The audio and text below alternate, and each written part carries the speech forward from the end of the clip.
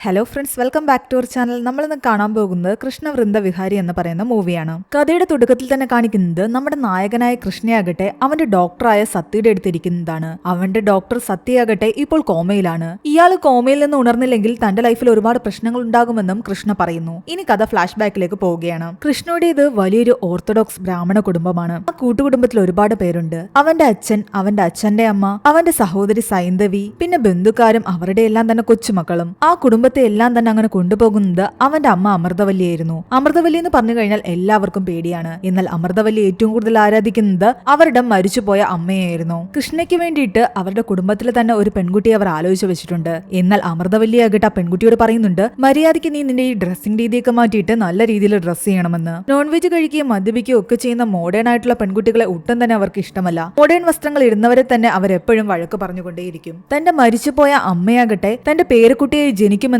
ഇവരുടെ സ്വപ്നത്തിൽ ഇടയ്ക്കിടയ്ക്ക് വന്ന് പറയാറുണ്ടായിരുന്നു. അത് കാരണം മകൾ സൈന്ധവിയുടെ രണ്ടാമത്തെ പ്രസവവും കാത്തിരിക്കുകയായിരുന്നു അവർ. അവൾ ഇപ്പോൾ ഗർഭിണിയാണ്. അവൾക്ക് ജനിക്കുന്നത് പെൺകുട്ടിയാണെങ്കിൽ അത് തന്റെ അമ്മ തന്നെയായിരിക്കുമെന്നാണ് ഇവർ വിശ്വസിക്കുന്നത്. കൃഷ്ണയെ ആ നാട്ടിലെ ഒരു പെൺകുട്ടി പോലും വായി നോക്കില്ലായിരുന്നു. കാരണം എല്ലാവർക്കും അവന്റെ അമ്മയെ പേടിയാണ്. ആ ഒരു വീട്ടിലേക്ക് മരുമകളായിട്ട് പോകാൻ അവർക്ക് ആർക്കും തന്നെ ആഗ്രഹമുണ്ടായിരുന്നില്ല. അത് കാരണം അവൻ ഏത് പെൺകുട്ടിയുടെ അടുത്ത് പോയാലും അവരെല്ലാം അവനെ സഹോദരനായിട്ടേ കാണുമായിരുന്നുള്ളൂ. ഈ നാട് വിട്ടു പോയെങ്കിൽ തന്റെ ലൈഫിൽ എന്തെങ്കിലും പെണ്ണ് വരുമെന്ന് അവൻ വിചാരിക്കുന്നു. കാരണം അവന് പ്രണയിച്ച് വിവാഹം കഴിക്കാനായിരുന്നു ഇഷ്ടം. അങ്ങനെ നമ്മുടെ നായകൻ കൃഷ്ണ ജോലി കിട്ടി മറ്റൊരു സിറ്റിയിലേക്ക് പോകുന്നു. ആ സിറ്റിയിൽ തന്നെയാണ് അവന്റെ സഹോദരി സൈന്ധവിയുടെ വീടും. ഗർഭിണിയായതുകൊണ്ട് സൈന്ധവി മാത്രം വീട്ടിലേക്ക് വന്നിരിക്കുകയാണ്. അവളുടെ ഹസ്ബൻഡ് അവിടെ തന്നെയുണ്ട്. അതായത് നമ്മുടെ കൃഷ്ണയുടെ അളിയൻ അമൃതവല്ലി എന്ന് പറഞ്ഞു കഴിഞ്ഞാൽ ഈ അളിയന് ഭയങ്കര പേടിയാണ്. അവരറിയാതെ ഇയാളാകട്ടെ നോൺ വെജ് കഴിക്കുകയും മദ്യപിക്കുകയും ഒക്കെ ചെയ്യുമായിരുന്നു. അങ്ങനെ കൃഷ്ണ അവന്റെ ഓഫീസിലേക്ക് പോകുന്നു. പോകുന്ന വഴിയിൽ തന്നെ അവന്റെ ഓഫീസിൽ വർക്ക് ചെയ്യുന്ന ഒരു പെൺകുട്ടിയാകട്ടെ വഴിയിൽ കിടന്ന ഒരു ബോട്ടിലെടുത്ത് വേസ്റ്റ് ബിന്നിലിടുന്ന കാണുന്നുണ്ട്. അതൊക്കെ കാണുമ്പോൾ തന്നെ അവൻ ആ പെൺകുട്ടിയെ കണ്ട് ഇംപ്രസ് ആകുന്നുണ്ട്. ഒരു റോസാപ്പ് കൊണ്ടുപോയി ആ പെൺകുട്ടിയുടെ കയ്യിൽ കൊടുത്തിട്ട് അവൻ പറയുന്നുണ്ട്,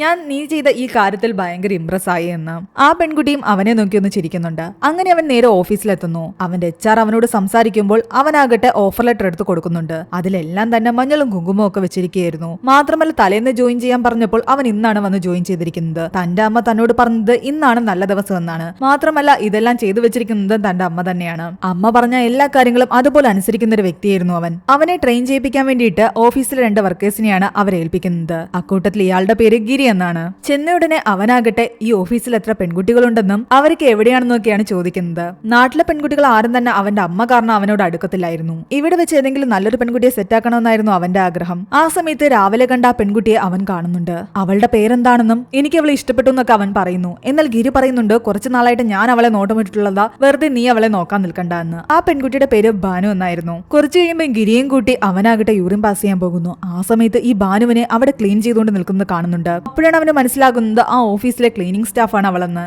ഭാനു വിചാരിച്ചത് അവൻ തന്നെ രാവിലെ പ്രപ്പോസ് ചെയ്തതാണെന്നാണ്. എന്നാൽ വെറുതെ ഒന്ന് ഇംപ്രസ് ആയിട്ട് താൻ റോസാപ്പൂ തന്നതാണെന്ന് പറഞ്ഞിട്ട് അവൻ അവിടെ നിന്ന് മുങ്ങുന്നു. ആ സമയത്ത് ഒരു പെൺകുട്ടിയുടെ കമ്മലിന്റെ കിലുക്കം കേട്ടിട്ട് അവന് നെഞ്ച് വല്ലാതെ ഇടിക്കാൻ തുടങ്ങി. അവൻ ആ പെൺകുട്ടിയുടെ പിറകെ പോയെങ്കിലും അവളുടെ മുഖം കാണാൻ പറ്റിയില്ല. ഓഫീസിൽ തന്നെ ജോലി ചെയ്യുന്ന ആ പെൺകുട്ടി ആരാണെന്ന് കണ്ടുപിടിക്കാൻ വേണ്ടിയിട്ട് അവൻ പലരോടും ചോദിച്ചു. ആർക്കും തന്നെ അറിയില്ലായിരുന്നു. അവിടെ കൂടുതലും നോർത്ത് ഇന്ത്യൻസ് ആയിരുന്നു ഉണ്ടായിരുന്നത്. അവനാകട്ടെ അധികം ഹിന്ദിയും അറിയില്ല. അങ്ങനെ ആ പെൺകുട്ടി ആരാണെന്ന് ആലോചിച്ചുകൊണ്ടിരിക്കുന്ന സമയത്ത് ടീം ലീഡർ അവിടേക്ക് വരുന്നു. ടീം ലീഡറിന്റെ മുഖം കണ്ടപ്പോ അവൻ ശരിക്കും ഞെട്ടിപ്പോയി. അവൻ അന്വേഷിച്ച് നടന്നത് അതേ പെൺകുട്ടിയെ തന്നെയായിരുന്നു. അതേ കമ്മലും അതേ നെയിൽ പോളിഷും തന്നെ. എന്നാൽ അവളാകട്ടെ മര്യാദയ്ക്ക് അവനോട് ജോലി എടുക്കാൻ പറഞ്ഞിട്ട് കുറച്ച് വഴക്കം പറഞ്ഞിട്ടാണ് പോകുന്നത്. അവളാണ് നമ്മുടെ മൂവിയിലെ നായിക വൃന്ദ. പിന്നീട് അങ്ങോട്ട് അവളെ എങ്ങനെ സെറ്റാക്കണമെന്ന് ആലോചിച്ചിരിക്കുകയായിരുന്നു കൃഷ്ണ. അവന്റെ കൂട്ടുകാരെല്ലാം മദ്യപിക്കുമ്പോഴും നോൺ വെജ് കഴിക്കുമ്പോഴും അവൻ അതൊന്നും തൊടാതെ തന്നെ ഇരിക്കുകയായിരുന്നു. എങ്ങനെയും വൃന്ദയെ ഇംപ്രസ് ചെയ്യണം എന്നുള്ളൊരു ചിന്തയുമായിട്ട് അവനാകട്ടെ വൃന്ദയുടെ വീട് തേടി പോകുന്നു. വീടിന്റെ ഫ്രണ്ടിലെത്തിയതും മറ്റൊരാൾ കാറുമായിട്ട് വന്നിട്ടുണ്ടായിരുന്നു. നന്ദൻ എന്നാണ് അയാളുടെ പേര്. അയാളും ഇവനും തമ്മിൽ അങ്ങോട്ടും ഇങ്ങോട്ടും വണ്ടി എടുക്കുന്നതിന്റെ പേരിൽ ചെറിയൊരു വഴക്കുണ്ടാകുന്നു. ഈ നന്ദനും വൃന്ദയും തമ്മിൽ ചെറിയൊരു റിലേഷൻഷിപ്പിലായിരുന്നു. എന്നാൽ ഇപ്പോൾ അവർ തമ്മിൽ ബ്രേക്കപ്പ് ആയതാണ്. എനിക്ക് ഒരു ചാൻസ് കൂടി തരണമെന്ന് പറഞ്ഞിട്ട് നന്ദനാകട്ടെ അവളുടെ പിറകെ തന്നെ നടപ്പായിരുന്നു. എന്നാൽ അവൾക്ക് അതിൽ ഒരു താല്പര്യവും ഉണ്ടായിരുന്നില്ല. അവൾ പുറത്തേക്ക് ഇറങ്ങി വന്നതും നമ്മുടെ കൃഷ്ണ ഓടിച്ചെന്ന് അവളടുത്ത് സംസാരിക്കുന്നു. നീ എന്തിനാ എവിടേക്ക് വന്നതെന്ന് നന്ദൻ കൃഷ്ണയോട് ചോദിക്കുമ്പോൾ നന്ദനെ ഒഴിവാക്കാൻ വേണ്ടിയിട്ട് പെട്ടെന്ന് വൃന്ദ പറയുന്നുണ്ട്, ഞാൻ വിളിച്ചിട്ട് അവൻ വന്നതെന്ന്. എന്നിട്ട് അവന്റെ കൂടെ ബൈക്കിൽ കയറി അവൾ പോവുകയും ചെയ്യുന്നു. നന്ദനെ ഒഴിവാക്കാൻ വേണ്ടിയിട്ട് അങ്ങനെ കാണിച്ചത്. എന്നാൽ കൃഷ്ണ വിചാരിക്കുന്നുണ്ട് അവൾക്കും തന്നോട് അതുപോലെ തന്നെ ഇഷ്ടമുണ്ടെന്ന്. അന്നത്തെ ദിവസം മുഴുവൻ അവളുടെ പിറകെ നടക്കുകയും കുറേയധികം സംസാരിക്കുകയും ചെയ്യുന്നുണ്ട്. അവൻ മാക്സിമം അവളെ ഇംപ്രസ് ചെയ്യാൻ നോക്കുന്നു. അവൻ എപ്പോഴും മാഡം മാഡം എന്ന് വിളിക്കുന്ന കണ്ടിട്ട് എന്നെ മാഡം എന്ന് വിളിക്കേണ്ട വൃന്ദ എന്ന് വിളിക്കാനാണ് അവൾ പറയുന്നത്. പിറ്റേന്ന് ഓഫീസിലെത്തുമ്പോഴാകട്ടെ അവൾക്ക് ചുറ്റും അവളുടെ നോർത്ത് ഇന്ത്യൻ ആയിട്ടുള്ള കൊളീഗ്സ് ഉണ്ടായിരുന്നു. കൃഷ്ണയും അവരുടെ അടുത്തേക്ക് പോയിന്ന് സംസാരിക്കുന്നു. എന്നാൽ മറ്റുള്ളവർക്ക് ഇത് തീരെ ഇഷ്ടപ്പെടുന്നില്ല. കാരണം അവരെല്ലാവരും നന്ദന്റെ ആൾക്കാരാണ്. എങ്ങനെയെങ്കിലും വൃന്ദയും നന്ദനെയും ചേർത്ത് വെക്കാനായിരുന്നു അവരുടെ ഉദ്ദേശം. വൃന്ദയാകട്ടെ കൃഷ്ണയോട് ചോദിക്കുന്നുണ്ട്, നീ ആ ഭാനുവിനെ പ്രപ്പോസ് ചെയ്തു എന്നൊക്കെയാണല്ലോ ഇവിടെ ആൾക്കാർ പറയുന്നത്. നീ ആള് കൊള്ളാലോ എന്ന്. എന്നാൽ അങ്ങനെയൊന്നുമില്ല, ഞങ്ങൾ തമ്മിലൊരു ബന്ധമില്ല എന്ന് കൃഷ്ണ പറയുന്നുണ്ട്. അവരെല്ലാം അത് പറഞ്ഞിട്ട് അവനെ കളിയാക്കാൻ തുടങ്ങി. നന്ദന്റെ കണ്ണ് എപ്പോഴും വൃന്ദയിൽ തന്നെയായിരുന്നു. ഭാനുവിന്റെ കാര്യം പറഞ്ഞിട്ട് എല്ലാവരും അവനെ കളിയാക്കാൻ തുടങ്ങിയപ്പോൾ അവൻ പറയുന്നുണ്ട്, ഞാനൊരാളുടെയും സ്റ്റാറ്റസ് ഒന്നും നോക്കിയിട്ടല്ല ആരെയും സ്നേഹിക്കുന്നത്. എന്റെ ഉള്ളിൽ നിന്ന് സ്നേഹം വന്നു കഴിഞ്ഞാൽ ഞാൻ അവര് എന്ത് സ്റ്റാറ്റസിലാണെങ്കിലും ശരി അവരെ പ്രണയിക്കുമെന്ന്. വൃന്ദയുമായിട്ട് കൃഷ്ണ ക്ലോസ് ആകുന്നു മനസ്സിലായതും നന്ദന്റെ ഗ്യാങ്ങിലെ ആൾക്കാരെല്ലാം ചേർന്നിട്ട് പിന്നീട് വൃന്ദയെ കാണാൻ അവനെ അനുവദിക്കുന്നില്ല. അവൻ പലതവണ ഡൗട്ടുമായിട്ട് വൃന്ദയുടെ അടുത്തേക്ക് പോകാൻ തുടങ്ങുമ്പോഴെല്ലാം തന്നെ അവർ ആ ഡൗട്ട് വാങ്ങി ക്ലിയർ ചെയ്യുകയും അവനെ വൃന്ദയെ മാക്സിമം അകറ്റി നിർത്തുകയും ചെയ്യുന്നുണ്ട്. അത് കൃഷ്ണയ്ക്ക് മനസ്സിലായി ഇവരിത് മനഃപൂർവ്വം ചെയ്യുന്നതാണെന്ന്. അങ്ങനെ ഒരു ദിവസം അവൻ ഓഫീസിലേക്ക് വരുമ്പോൾ അവിടെയെല്ലാം ഫയർ ആക്സിഡന്റ് ആയിട്ട് ആൾക്കാർ ഇറങ്ങി ഓടുകയായിരുന്നു. അവനും ആകെ പേടിച്ചുപോയി. പെട്ടെന്ന് ഒരു ക്യാബിനുള്ളിൽ നിന്നും വൃന്ദയുടെ വിളി കേൾക്കുന്നുണ്ട്. ആരും അവളെ രക്ഷിക്കാൻ നിൽക്കുന്നുണ്ടായിരുന്നില്ല. അവൻ ഓടിപ്പോയിട്ട് ആ ക്യാബിൻ തകർത്തിട്ട് അവളെ രക്ഷിക്കാൻ വേണ്ടി ശ്രമിക്കുന്നു. എന്നാൽ അവിടെയെല്ലാം പുക പടർന്നിരിക്കുന്ന കാരണം അവനും ബോധം കിട്ടു വീഴുന്നു. ബോധം വരുമ്പോൾ അവന്റെ മുന്നിൽ സത്യ എന്ന ഡോക്ടർ ഉണ്ടായിരുന്നു. അവന് പരിചയമുള്ള ഡോക്ടറായിരുന്നു അത്. പണ്ട് അവന്റെ സഹോദരി സൈന്ധവിയെ ഈ ഡോക്ടർ പ്രണയിച്ചിട്ടുണ്ടായിരുന്നു. എന്നാൽ അത് അവളോട് തുറന്ന് പറഞ്ഞിട്ടുമില്ല. ഇപ്പോഴും ആ ഡോക്ടർക്ക് അവന്റെ സഹോദരിയോട് അത്രയധികം പ്രണയം ഉള്ളിലുണ്ട്. നീ മരിച്ചിട്ടൊന്നുമില്ല, നീ ഓക്കെ ആണെന്ന് പറയുന്നു. എന്നാൽ ബോധം വന്നപ്പോഴേ കൃഷ്ണ ആദ്യം ചോദിക്കുന്നത് വൃന്ദ എവിടെ, അവൾ സേഫ് ആണോ എന്നായിരുന്നു. അവൾക്കൊന്നും പറ്റിയിട്ടില്ല എന്ന് ഉറപ്പായപ്പോഴാണ് അവന് സമാധാനമായത്. തന്നെ അവൻ ഇത്രത്തോളം കെയർ ചെയ്യുന്ന ആലോചിച്ചപ്പോൾ വൃന്ദയ്ക്കും അവനോട് ചെറിയൊരു ഇഷ്ടം തോന്നാൻ തുടങ്ങിയിരുന്നു. യഥാർത്ഥത്തിൽ അവിടെ ഫയർ ആക്സിഡന്റ് ഒന്നും തന്നെ ഉണ്ടായിരുന്നില്ല. അതൊരു ട്രയൽ മാത്രമായിരുന്നു. പുതുതായിട്ട് വരുന്ന ജോയിനീസിന് ഒരു ഫയർ ആക്സിഡന്റ് ഉണ്ടായി കഴിഞ്ഞാൽ എങ്ങനെ പ്രതികരിക്കണമെന്ന് ഒരു ഡെമോ കാണിക്കാൻ വേണ്ടിയിട്ടുള്ള ഒരു പരിപാടിയായിരുന്നു അത്. കൃഷ്ണയാകട്ടെ തന്റെ ആ ഫ്രണ്ട് കൂടിയായ സത്യ എന്ന ഡോക്ടറിനോട് നന്ദി പറഞ്ഞിട്ട് അവിടെ നിന്നും പോകുന്നു. പിന്നീട് ഒരു ദിവസം അവരുടെ ഓഫീസിൽ ഒരു കൊളീഗായിട്ട് തന്റെ കുട്ടിയെ കൊണ്ടുവന്നിട്ടുണ്ടായിരുന്നു. വൃന്ദയും ആ കുട്ടിയെ കളിപ്പിക്കുകയാണ്. എന്നാൽ ആ സമയത്ത് ആ കുട്ടി വല്ലാതെ കരയുന്നു. പാല് കുടിച്ച ശേഷം ഇങ്ങനെ കരയുന്ന കണ്ടപ്പോൾ കൃഷ്ണയാകട്ടെ കുട്ടിയെ വന്നെടുക്കുന്നുണ്ട്. മോഡേൺ മമ്മീസിന് ഇതൊന്നും അറിയില്ല എന്ന് പറഞ്ഞിട്ട് അവൻ കുട്ടിയെ തന്റെ തോളിലേക്ക് ഇട്ട് ബാക്കിൽ തട്ടുന്നു. അപ്പോഴേക്കും കുട്ടി കരച്ചിൽ നിർത്തുകയും ചിരിക്കുകയും ചെയ്യുന്നുണ്ട്. അവന് കുഞ്ഞുങ്ങളെ പോലും നല്ലപോലെ കെയർ ചെയ്യാൻ അറിയാമെന്ന് മനസ്സിലാക്കിയപ്പോൾ വൃന്ദയ്ക്ക് അവനോട് കൂടുതൽ അടുപ്പം തോന്നി തുടങ്ങി. എന്നാൽ നന്ദന്റെ ഗ്യാങ്ങിൽ ആൾക്കാരാകട്ടെ അവനെ വീണ്ടും ഭീഷണിപ്പെടുത്തുകയായിരുന്നു. നീ വൃന്ദയിൽ നിന്ന് അകന്ന് നിൽക്കണമെന്ന് പറഞ്ഞിട്ട്. പക്ഷെ അവൻ അതൊന്നും കേൾക്കുന്നില്ല. അവൻ വൃന്ദയോട് തന്റെ ഇഷ്ടം തുറന്നു പറയാൻ തന്നെ തീരുമാനിക്കുകയായിരുന്നു. അവളോടൊരു കോഫി കുടിക്കാൻ വരുന്നു എന്ന് ചോദിക്കുമ്പോൾ അവൾ പറയുന്നുണ്ട് കോഫിയൊന്നും വേണ്ട, പാർട്ടിക്ക് പോവാമെന്ന്. അങ്ങനെ വൈകിട്ട് പബ്ബിൽ പോകാൻ അവർ തീരുമാനിക്കുകയാണ്. അതിനിടയ്ക്ക് അവനാകട്ടെ അവന്റെ സഹോദരിയെ വിളിച്ച് സംസാരിക്കുന്നു. അവന്റെ അമ്മയും ഫോൺ വാങ്ങി സംസാരിക്കുന്നു. സഹോദരി ജന്മം കൊടുക്കാൻ പോകുന്നത് നിന്റെ അമ്മൂമ്മയാണെന്നാണ് അമൃതവല്ലി അവനോട് പറയുന്നത്. ഇടയ്ക്കിടയ്ക്ക് ഞാൻ സ്വപ്നം കാണാറുണ്ട്. അങ്ങനെ വൈകിട്ട് അവനാകട്ടെ ആ പബ്ബിലെത്തുന്നു. വളരെയധികം മോഡേൺ ആയിട്ടാണ് അന്ന് വൃന്ദ അവിടേക്ക് വരുന്നത്. അങ്ങനെ രണ്ടുപേരും ചേർന്ന് പബ്ബിലേക്ക് കടക്കുകയും അവളാകട്ടെ മദ്യപിക്കാൻ ആരംഭിക്കുകയും ചെയ്യുന്നു. താൻ കുടിക്കില്ല എന്ന് അവൻ പറയുന്നുണ്ട്. നോൺ വെജ് കൊടുത്തിട്ടും അവൻ കഴിക്കുന്നുണ്ടായിരുന്നില്ല. ആ പബ്ബിൽ നമ്മുടെ നന്ദനും കൂട്ടരും ഉണ്ടായിരുന്നു. അവരും വന്ന് ഇവരുടെ അടുത്തിരിക്കുന്നു. നന്ദനാകട്ടെ അവളോട് സംസാരിക്കാൻ ശ്രമിക്കുമ്പോഴെല്ലാം തന്നെ അവൾ അവനെ ഇഗ്നോർ ചെയ്യുകയാണ് ചെയ്യുന്നത്. അവൻ വെള്ളമടിക്കാതെയും നോൺ വെജ് കഴിക്കാതെയും ഒക്കെ ഇരിക്കുന്നത് കണ്ടിട്ട് നന്ദൻ അവനെ കളിയാക്കുന്നുണ്ട്. എന്നിട്ട് വൃന്ദയെ ഡാൻസ് കളിക്കാൻ വിളിക്കുന്നു. എന്നാൽ അവനെ മൈൻഡ് ചെയ്യാതെ അവളാകട്ടെ കൃഷ്ണയും വിളിച്ചുകൊണ്ട് പോയിട്ടാണ് ഡാൻസ് കളിക്കുന്നത്. പബ്ബിൽ നിന്നും പുറത്തു കിടക്കാൻ നേരത്ത് നന്ദൻ വന്നിട്ട് അവളോട് പറയുന്നുണ്ട് ഞാൻ നിന്നെ ഡ്രോപ്പ് ചെയ്യാന്ന്. എന്നാൽ അവൾ പറയുന്നുണ്ട് നീ മദ്യപിച്ചിട്ടുണ്ട്, എന്റെ സേഫ്റ്റിക്ക് ഞാൻ അവന്റെ കൂടെ പോകുന്നതാണ് നല്ലതെന്ന്. എന്നാൽ നന്ദനാകട്ടെ അവരെ തടയുന്നു. നീ 5 മിനിറ്റിനുള്ളിൽ പോയി ബൈക്ക് എടുത്തിട്ട് വരികയാണെങ്കിൽ ഇവള് നിന്റേതായിരിക്കും, ഇല്ലെങ്കിൽ ഇവൾ എന്റെ കൂടെ കാറിൽ വരുമെന്ന് പറയുന്നു. അവൻ ബൈക്ക് എടുക്കാൻ പോകുമ്പോൾ നന്ദന്റെ ആൾക്കാർ അവനെ തടയുകയും അവനെ അടിക്കുകയും ചെയ്യുന്നുണ്ട്. എന്നാൽ അവനാകട്ടെ അവരെ എല്ലാവരെയും അടിച്ചൊതുക്കിയിട്ട് 5 മിനിറ്റിനുള്ളിൽ ബൈക്കുമായിട്ട് വരുന്നുണ്ട്. അത് കാരണം നന്ദൻ ഒന്നും പറയാൻ പറ്റുന്നില്ല. വൃന്ദ അവന്റെ കൂടെ ബൈക്കിലും പോയി. പോകുന്ന വഴിയിലെല്ലാം തന്നെ പലയിടങ്ങളിൽ ഇവർ കയറുകയും വൃന്ദ വീണ്ടും മദ്യപിക്കുകയും ഡാൻസ് കളിക്കുകയും ഒക്കെ ചെയ്യുന്നുണ്ട്. ആ നഗരത്തിലെ പല സ്ഥലങ്ങളിലും അവൾ അവനെ കൊണ്ടുപോകുന്നു. അവനും അതെല്ലാം തന്നെ എൻജോയ് ചെയ്യുന്നുണ്ടായിരുന്നു. അവൻ അവളോട് പറയുന്നുണ്ട് ഞാൻ എന്റെ ലൈഫിൽ ഇത്രയും സന്തോഷം മറ്റൊരു ദിവസം ഇല്ലാന്ന്, ഇത് ഞാൻ ഒരിക്കലും മറക്കില്ല എന്ന്. അവൾ അവനോട് പറയുന്നു നിന്റെ കൂടെ വരുന്നത് തന്നെ നല്ല സേഫ് ആയിട്ടാണ് എനിക്ക് തോന്നുന്നത്. ഈ സമയത്ത് വേറെ ആരെങ്കിലും ആയിരുന്നെങ്കിൽ അതിന്റെ അഡ്വാൻറ്റേജ് എടുത്തിരുന്നേനെ. നിന്നെ കല്യാണം കഴിക്കുന്ന പെൺകുട്ടി ഭാഗ്യവതിയാണെന്നും അവൾ പറയുന്നു. നീയും ബാനുവും തമ്മിൽ റിലേഷൻഷിപ്പിലല്ലേന്ന് ചോദിക്കുമ്പോൾ അവൻ പറയുന്നുണ്ട് ഒരിക്കലുമല്ല, നീ അത് തെറ്റിദ്ധരിച്ചതാണ്, ഞങ്ങൾക്കിടയിൽ ഒന്നും തന്നെ ഇല്ലാന്ന്. ഞാൻ നിന്നെയാണ് സ്നേഹിക്കുന്നതെന്ന് പറഞ്ഞിട്ട് അവനാകട്ടെ അവളെ പ്രപ്പോസ് ചെയ്യുന്നു. അവളും തിരിച്ച മദ്യലഹരിയില് അവനോട് ഐ ലവ് യു ടു എന്ന് പറയുന്നു. പിറ്റേന്ന് രാവിലെ അവൻ ഗുഡ് മോർണിംഗ് ഒക്കെ അയക്കുന്നുണ്ട്. അവൾ തന്റെ കൂട്ടുകാരോട് പറയുന്നുണ്ട് ഇവനോട് മാത്രം എനിക്ക് നോ എന്ന് പറയാൻ തോന്നുന്നില്ല എന്ന്. എന്നാൽ ഇവനുമായിട്ട് ഒരു റിലേഷൻഷിപ്പിൽ ആകാനും എന്നെ കൊണ്ട് പറ്റില്ല. എന്തായാലും നമുക്ക് ലഞ്ചിന് കാണാമെന്ന് പറഞ്ഞിട്ട് അവൾ തിരിച്ച് മെസ്സേജ് അയക്കുന്നുണ്ട്. ലഞ്ച് കഴിച്ചുകൊണ്ടിരിക്കുമ്പോൾ അവളാകട്ടെ അവനോട് പറയുന്നുണ്ട് എന്റെ വീട്ടിൽ നിന്നെ വളരെയധികം ചിട്ടയോട് കൂടിയാണ് വളർത്തിയിരിക്കുന്നത്. നീ മദ്യപിക്കില്ല, നോൺ വെജ് കഴിക്കില്ല, അങ്ങനെ ഒരുപാട് റൂൾസ് ഉണ്ട്. അങ്ങനെയാണെങ്കിൽ നീ ആഗ്രഹിക്കുന്ന പെൺകുട്ടിയും അങ്ങനെ തന്നെ ആയിരിക്കുമല്ലോ. പക്ഷെ ഞാൻ അങ്ങനെയല്ല. ഞാൻ മദ്യപിക്കുകയും ചെയ്യും, നോൺ വെജ് കഴിക്കുകയും ചെയ്യും, പാർട്ടിക്ക് പോവുകയും ഒക്കെ ചെയ്യും. അതുകൊണ്ട് നമ്മുടെ കാര്യത്തിൽ ഒന്നും തന്നെ മാച്ച് അല്ല, എല്ലാം ഓപ്പോസിറ്റ് ആണ്. അതുകൊണ്ട് ഇത് സെറ്റ് ആകില്ല എന്ന് അവൾ പറയുന്നു. എന്നാൽ അവൻ പറയുന്നുണ്ടോ ഓപ്പോസിറ്റ് അട്രാക്ട് ആകുമെന്ന്. അതൊന്നും നടക്കില്ല എന്നാണ് അവൾ പറയുന്നത്. അങ്ങനെ പലതവണ അവൾ ഒഴിഞ്ഞു മാറുന്നുണ്ട്. എന്നാൽ അവൻ വിടാതെ അവളുടെ പിറകെ തന്നെ കൂടിയിരുന്നു. പ്രോപ്പറായിട്ട് വേറെ എന്തെങ്കിലും ഒരു റീസൺ പറഞ്ഞെങ്കിലേ പറ്റുമെന്നാണ് അവൻ പറയുന്നത്. എന്നാൽ അവൾ വേറെ ഒന്നും തന്നെ പറയുന്നില്ല. ഇത് സെറ്റ് ആകില്ല എന്ന് തന്നെ പറയുകയാണ്.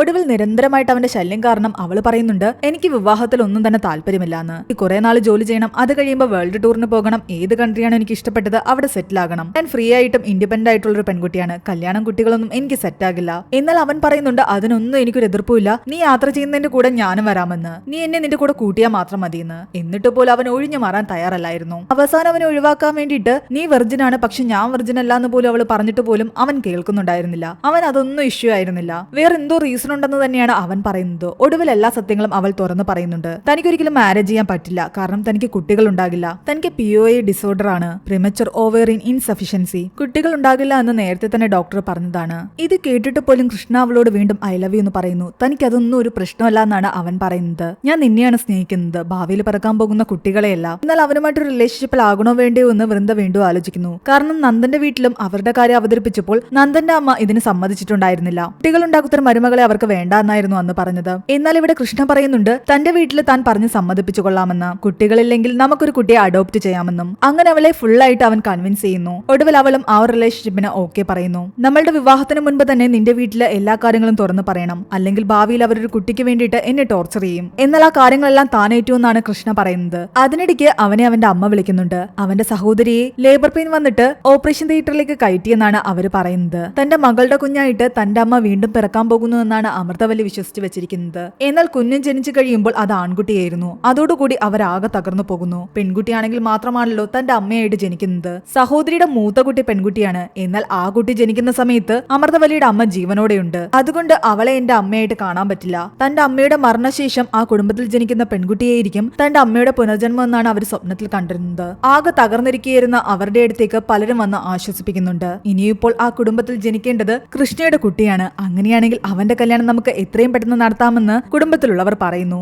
അത് കേട്ടപ്പോഴാണ് അമൃതവല്ലിക്ക് ആശ്വാസമായത്. അവര് വന്ന് അവനോട് പറയുകയും ചെയ്യുന്നുണ്ട്, നിന്റെ കുഞ്ഞായിട്ടായിരിക്കും എന്റെ അമ്മ ജനിക്കാൻ പോകുന്നതെന്ന്, അതുകൊണ്ട് നീ എത്രയും പെട്ടെന്ന് കല്യാണം കഴിക്കണമെന്ന്. അത് കേട്ടതും കൃഷ്ണ ആകെ ഷോക്കായി. അവനാകട്ടെ വൃന്ദയുടെ കാര്യങ്ങളെല്ലാം പറയാൻ വേണ്ടി വന്നതായിരുന്നു. അവൾക്ക് കുട്ടികൾ ഉണ്ടാകില്ല എന്ന് പറഞ്ഞു കഴിഞ്ഞാൽ വീട്ടുകാർ അവരുടെ കല്യാണത്തിന് സമ്മതിക്കില്ല. അതുകൊണ്ട് എന്തെങ്കിലും ഒരു വഴി കണ്ടെത്തി അവരുദ്ദേശിക്കുന്ന പെൺകുട്ടിയെ കല്യാണം കഴിക്കാതെ വൃന്ദയെ കല്യാണം കഴിക്കണം. അങ്ങനെ ഒടുവിൽ ക്രിക്കറ്റ് കളിച്ചുകൊണ്ടിരിക്കുന്ന സമയത്ത് അവനൊരു ഐഡിയ തോന്നുന്നുണ്ട്. ബാള് വന്ന് തന്റെ ജനൈറ്റൽ ഏരിയയിൽ കൊണ്ടുവന്ന് പറഞ്ഞിട്ട് തനിക്ക് കുട്ടികൾ ഉണ്ടാകില്ല എന്ന് വീട്ടുകാരെ പറഞ്ഞ് വിശ്വസിപ്പിക്കാം. അതിനു വേണ്ടിയിട്ട് അവൻ ഹെൽപ്പ് ചോദിക്കുന്നത് അവന്റെ ഫ്രണ്ടായ സത്യ എന്ന ഡോക്ടറിനോടായിരുന്നു. അവന്റെ പ്രണയത്തിന് വേണ്ടി ആയതുകൊണ്ട് തന്നെ ആ ഡോക്ടർ സമ്മതിക്കുകയും ചെയ്യുന്നു. അങ്ങനെ ബാള് കൊണ്ടുവന്ന് പറഞ്ഞിട്ട് അവൻ ഹോസ്പിറ്റലിൽ വന്ന് കിടക്കുന്നുണ്ട്. അവന്റെ വീട്ടുകാരോട് ഡോക്ടർ പറയുന്നുണ്ട് അവന് ഭാവിയിൽ കുട്ടികൾ ഉണ്ടാകില്ല എന്ന്, ഒട്ടും തന്നെ ചാൻസ് ഇല്ല എന്ന്. ഇതെല്ലാം കേട്ട് അവന്റെ വീട്ടുകാർ ആകെ ഷോക്കായി. അമേരിക്കയിൽ കൊണ്ടുപോയി അവനെ ചികിത്സിപ്പിക്കണമെന്ന് ചോദിക്കുമ്പോൾ സത്യ പറയുന്നുണ്ട് തന്റെ ഒരു ഫ്രണ്ടായ ഫോറിൻ ഡോക്ടർ ഇവിടെ തന്നെയുണ്ട്, അയാളുടെ അടുത്ത് ചോദിച്ചാൽ ഇത് തന്നെ പറയുമെന്ന്. അങ്ങനെ ഒരു ഡോക്ടറെയും കൂടി സെറ്റാക്കി കൊണ്ടുവന്ന് സത്യ അയാളെ കൊണ്ടും കള്ളം പറയിക്കുന്നു. ഒടുവിൽ അവന്റെ വീട്ടുകാരെല്ലാം ആകെ തകർന്ന അവസ്ഥയിലായിരുന്നു. കുഞ്ഞുണ്ടാകുന്നത് പോട്ടെ അവന്റെ കല്യാണം പോലും ഇപ്പൊ നടക്കുമെന്നുള്ള ഡൗട്ടിലാണ് അവര്. അവന് വേണ്ടിയിട്ട് നോക്കി വെച്ചിരുന്ന പെൺകുട്ടിയുടെ മാതാപിതാക്കളും ആ കല്യാണത്തിൽ നിന്ന് പിന്മാറി. മാത്രമല്ല ആ നാട്ടിലെ പലരുടെ അടുത്ത് പോയിട്ട് ഇവർ കല്യാണാലോചനയുമായിട്ട് ചെല്ലുന്നു.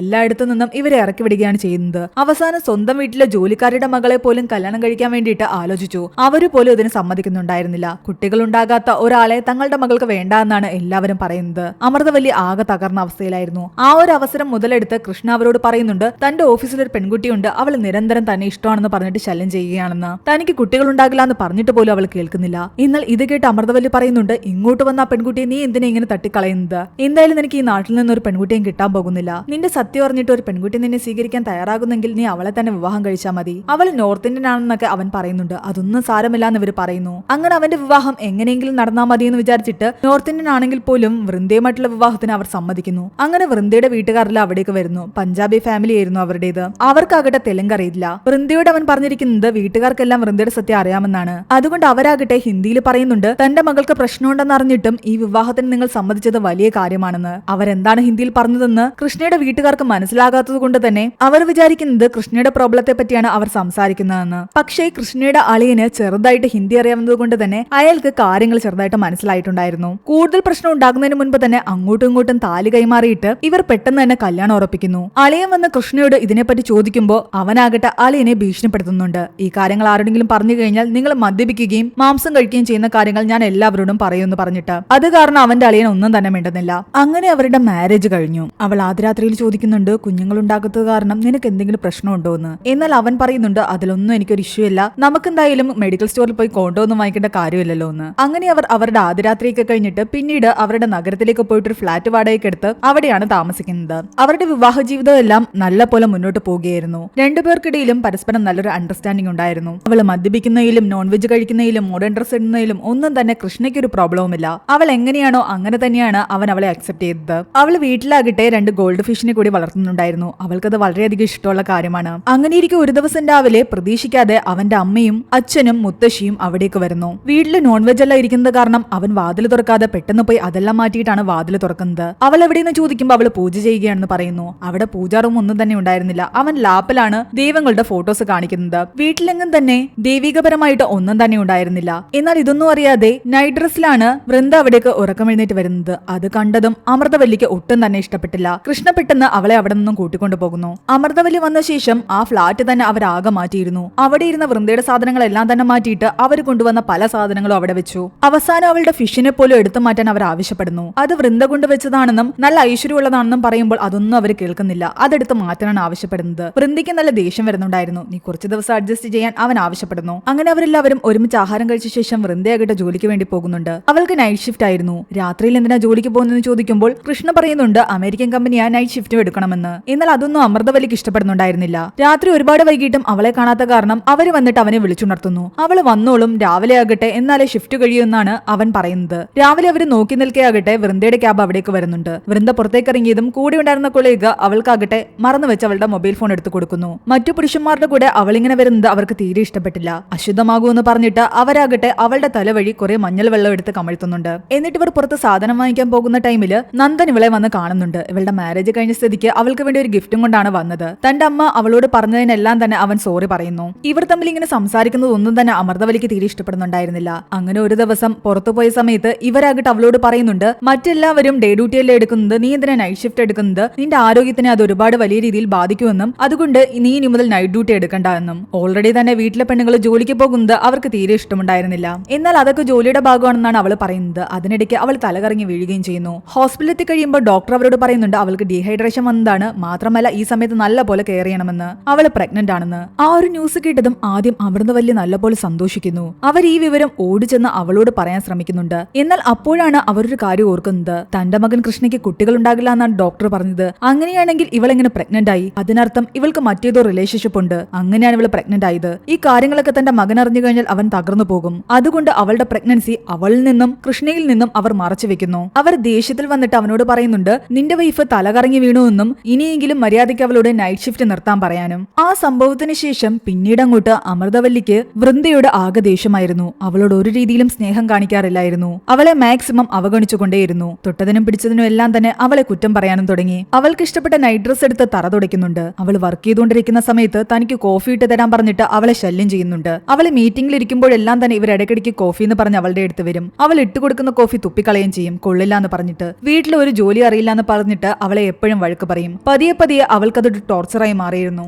മാത്രമല്ല ഇവർ രണ്ടുപേരെയും അകറ്റിക്കിടത്താൻ വേണ്ടിയിട്ട് ഇവര് പറയുന്നുണ്ട് ഞാനൊരു പൂജ വെച്ചിട്ടുണ്ട്, അതുകൊണ്ട് നീ വ്രതമെടുക്കണമെന്ന്. ഒരു ദിവസം രാവിലെ വൃന്ദ വന്നിട്ട് അവനോട് പറയുന്നുണ്ട് ഇന്ന് കർവാചൗത്താണ്, ഞങ്ങൾ നോർത്ത് ഇന്ത്യൻസ് എല്ലാം ആചരിക്കും. ഒരു ദിവസം മുഴുവൻ ഞങ്ങൾ ഫാസ്റ്റിംഗിലായിരിക്കും. വൈകുന്നേരം വന്ന് നീ വെള്ളം തന്നെങ്കിൽ മാത്രമേ എന്റെ വ്രതം മുറിച്ച് എനിക്ക് ആഹാരം കഴിക്കാൻ പറ്റൂ എന്ന്. ഞാൻ വൈകിട്ട് എന്തായാലും നേരത്തെ വരാമെന്ന് അവൻ ഉറപ്പ് കൊടുക്കുന്നു. എന്നാൽ ഇതെല്ലാം തന്നെ അമൃതവല്ലി ഒളിഞ്ഞിരുന്ന് കേൾക്കുന്നുണ്ടായിരുന്നു. വൈകുന്നേരമായപ്പോൾ അവരാകട്ടെ അമ്മുമ്മയ്ക്ക് വയ്യാന്ന് പറഞ്ഞിട്ട് അവനെ അമ്പലത്തിലേക്ക് വിളിക്കുന്നു. എന്നിട്ട് അവിടെ ഒരു പൂജ നടത്താനുണ്ടെന്ന് പറഞ്ഞിട്ട് അമ്പലത്തിൽ തന്നെ നിന്ന് സമയം ചെലവഴിക്കുകയാണ്. അവന് വേണ്ടി അവിടെ വ്രതം മുറിക്കാൻ വേണ്ടി കാത്തിരിക്കുകയായിരുന്നു വൃന്ദ. പൂജയ്ക്കുള്ള എല്ലാ ഒരുക്കങ്ങളും അവൾ ചെയ്തിട്ടുണ്ടായിരുന്നു. എന്നാൽ അവൻ വന്നില്ല. താൻ അമ്പലത്തിലാണെന്ന് അവൻ പറയുന്നുണ്ട്. അവൾക്ക് ആകെ ദേഷ്യമായി. അവർ വരുമ്പോഴേക്കും അവൾ നൈറ്റ് ഷിഫ്റ്റിന് വേണ്ടിയിട്ട് പുറത്തേക്ക് പോകാൻ ഇറങ്ങിയായിരുന്നു. ദേഷ്യപ്പെട്ടാണ് അവൾ അവിടെ നിന്ന് പോയത്. ഇവൾക്ക് ഇത്ര അഹങ്കാരം പാടില്ല എന്ന് പറഞ്ഞിട്ട് അമൃതവല്ലി അവളുടെ കുറ്റങ്ങൾ ഓരോന്നായിട്ട് കൃഷ്ണയോട് പറയാൻ തുടങ്ങി. എന്നാൽ പിറ്റേന്ന് അവൾ ഉറക്കമെഴുന്നേറ്റ ഉടനെ തന്നെ അവൻ ഒരു കോഫി ഇട്ടുകൊണ്ട് വന്ന് ആ വ്രതം മുറിക്കുകയും അവളോട് സോറി പറയുകയും ചെയ്യുന്നുണ്ട്. അവൾ അവനോട് പറയുന്നുണ്ട് നിന്റെ അമ്മയ്ക്ക് എന്തെങ്കിലും മാനസിക പ്രശ്നങ്ങളുണ്ടോ എന്ന്.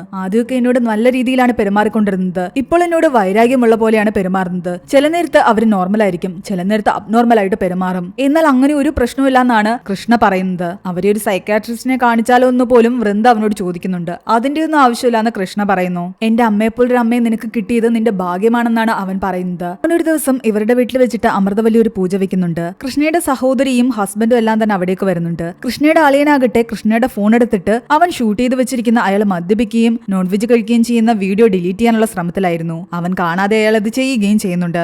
സഹോദരിയുടെ കൂടെ അമ്മയെ കൂടി അവരുടെ വീട്ടിലേക്ക് പറഞ്ഞു വിടാമെന്ന് കൃഷ്ണ വിചാരിക്കുന്നു. എന്നാൽ ഒരു കാരണവശാലും അമൃതവല്ലി ഇവിടെ നിന്ന് പോകാൻ തയ്യാറാകുന്നില്ല. അവരുടെ അച്ഛനും മുത്തശ്ശിയെല്ലാം പോയെങ്കിലും അമൃതവല്ലി മാത്രം അവിടെ തന്നെ നിൽക്കുന്നു. അമ്മ ഇവിടെ നിന്ന് കഴിഞ്ഞാൽ വീണ്ടും വീണ്ടും പ്രശ്നമാകുമെന്ന് കൃഷ്ണയ്ക്ക് നല്ലപോലെ അറിയാം. എന്നാൽ അവരൊട്ട് പോകുന്നുമില്ല. ഒരു ദിവസം അവളാകട്ടെ കൂട്ടുകാരിയുടെ അടുത്ത് സംസാരിച്ചുകൊണ്ടിരിക്കുന്ന സമയത്ത് അമൃതവല്ലി അവളോട് പറയുന്നുണ്ട്, എനിക്ക് പോയി കാപ്പി ഇട്ടുകൊണ്ട് വരാൻ. എനിക്ക് ഇഷ്ടമുള്ള രീതിയിലല്ല, എനിക്കിഷ്ടമുള്ള രീതിയിൽ വേണം മര്യാദയ്ക്ക് ഇട്ടുകൊണ്ട് വരാൻ. അവൾ കാപ്പി ഇടാൻ പോയതും അവരിരുന്ന് തനിയെ പറയുന്നുണ്ട്, എല്ലാം എന്റെ മകന്റെ തലയിലെഴുത്താണെന്ന്, അല്ലെങ്കിൽ ഇങ്ങനൊന്നും സംഭവിക്കില്ല എന്ന്. അവളെ കുറിച്ചുള്ള കുറ്റങ്ങളായിരുന്നു അവരിരുന്ന് പറഞ്ഞുകൊണ്ടിരുന്നത്. അവൾ ഇതെല്ലാം കേട്ടിരുന്ന് കരയുന്നുണ്ട്. എന്നാൽ കോഫിയുമായിട്ട് വരുന്നതിന് പകരം അവൾ പാല് വേറെയും കോഫി വേറെയും ഷുഗർ വേറെയായിട്ടാണ് കൊണ്ടുവരുന്നത്. നിങ്ങളുടെ ഇഷ്ടത്തിന് തന്നെ കലക്കി കുടിച്ചുകൊള്ളാൻ പറയുന്നു. അത് കേട്ട് അവർക്ക് ദേഷ്യം വരുന്നുണ്ട്. വൈകുന്നേരം ചേച്ചിയുടെ വീട്ടിൽ വെച്ചിട്ടുള്ള പൂജയിൽ പങ്കെടുക്കാൻ പോകണമെന്ന് പറഞ്ഞിട്ട് കൃഷ്ണയാകട്ടെ നേരത്തെ ഇറങ്ങുന്നുണ്ട്. എന്നാൽ അവന്റെ കൂട്ടുകാർ അവനോട് പറയുന്നുണ്ട്, അമ്മയും ഭാര്യയും ഒരേ വീട്ടിൽ തന്നെ നിൽക്കുന്നത് വളരെയധികം ഡേഞ്ചർ ആണെന്ന്, നിനക്കത് ഒരുപാട് പ്രശ്നങ്ങൾ ഉണ്ടാക്കുന്നു, അതൊക്കെ താൻ ഹാൻഡിൽ ചെയ്തോളാം എന്ന് പറഞ്ഞിട്ട് അവൻ വീട്ടിലെത്തി കഴിയുമ്പോൾ അവന്റെ അമ്മയാകട്ടെ അവളുടെ കുറ്റങ്ങൾ ഓരോന്നായിട്ട് പറയാൻ തുടങ്ങി.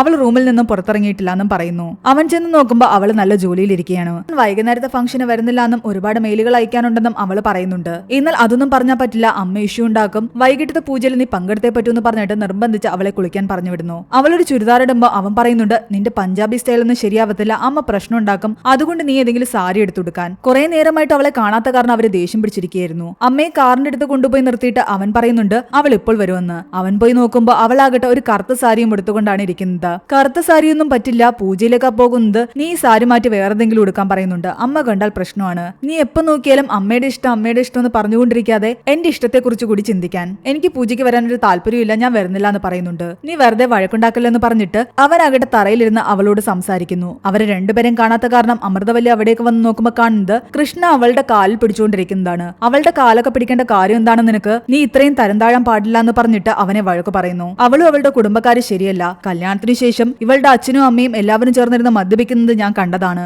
അവര് നോൺ വെജും കഴിക്കും, ഒരു സംസ്കാരം ഇല്ലാത്ത കുടുംബമാണ്. ചെറിയ ചെറിയ ഡ്രസ്സൊക്കെ ഇട്ടിട്ടാണ് അവൾ പുറത്തേക്ക് പോകുന്നത്. രാത്രിയിൽ മുഴുവൻ ആരുടെയൊക്കെ കൂടെ നൈറ്റ് ഷിഫ്റ്റ് എന്ന് പറഞ്ഞിട്ട് പോകുന്നു. അങ്ങനെ മൊത്തത്തിൽ അവളുടെ ക്യാരക്ടർലെസ് ആണെന്നുള്ള രീതിയിലായിരുന്നു അവരുടെ സംസാരം. വൃന്ദയും വിട്ടുകൊടുത്തില്ല. അമൃതവല്ലിയെ കുറിച്ചും അവൾ ഒരുപാട് പറയുന്നുണ്ട്. നിങ്ങളുടെ ഫാമിലി ശരിയല്ല എന്നും അനാവശ്യമായിട്ടാണ് ഒരുപാട് പ്രശ്നങ്ങൾ ഉണ്ടാക്കുന്നതെന്നും അവൾ പറയുന്നുണ്ട്. നിങ്ങൾ മെന്റൽ ആണെന്നും വന്ന ദിവസം തൊട്ട് എന്നെ ടോർച്ചർ ചെയ്യുകയാണെന്നും അവൾ പറയുന്നു. അങ്ങനെ രണ്ടുപേരുടെ ഇടയിൽ എന്തു ചെയ്യണമെന്നറിയാതെ നിൽക്കുകയായിരുന്നു കൃഷ്ണ. ഇവൾ വഴക്കമൂത്ത് കഴിയുമ്പോൾ അവൾ ദേഷ്യപ്പെട്ട് അമൃതവല്ലിയോട് ഇവിടെ നിന്ന് ഇറങ്ങിപ്പോകാൻ പറയുന്നുണ്ട്. കൃഷ്ണ പറയുന്നുണ്ട് അങ്ങനെ അമ്മയെ ഇറക്കി വിടാൻ പാടില്ല എന്നും അമ്മയോട് നീ സോറി പറയണമെന്നും. എന്നാൽ അവൾ കേൾക്കുന്നില്ല. താൻ സോറി പറയില്ല എന്നും നിനക്ക് വേണമെങ്കിൽ അവരുടെ കൂടെ പോകാമെന്നും പറയുന്നു. അതിൽ തുറന്നു തന്നെയാണ് കിടക്കുന്നത്. ദേഷ്യം വന്നിട്ട് അവൻ പുറത്തേക്ക് ഇറങ്ങി പോകുന്നു. അവൾ അവനെ വിളിച്ചിട്ട് പറയുന്നുണ്ട് ആ കാറിന്റെ കീ കൂടെ വെച്ചിട്ട് പോകാൻ. അവൻ അതും വെച്ചിട്ട് പുറത്തേക്ക് ഇറങ്ങിയപ്പോൾ കാറിൽ കയറാൻ റെഡിയായി നിന്ന അമൃതവല്ലിയോട് അവൻ പറയുന്നുണ്ട് ഇനി കാറിൽ പോകാൻ പറ്റില്ല, ഞാൻ ഒരു ക്യാബ് ബുക്ക് ചെയ്യാമെന്ന്. അവർക്ക് ദേഷ്യം വന്നിട്ട് അവരുടെ ഓട്ടോറിക്ഷ വിളിച്ചു പോകുന്നു. ഇതെല്ലാം കാരണം ആകെ ഭ്രാന്ത് പിടിച്ച അവസ്ഥയായിരുന്നു കൃഷ്ണയ്ക്ക്. അവൻ കൂട്ടുകാരുടെ കൂടെ കൂടിയിരുന്നിട്ട് ആദ്യമായിട്ട് മദ്യപിക്കുന്നു. ഈ പ്രശ്നത്തിന് എങ്ങനെ ഒരു സൊല്യൂഷൻ കണ്ടെത്തുമെന്ന് അവൻ അറിയില്ലായിരുന്നു.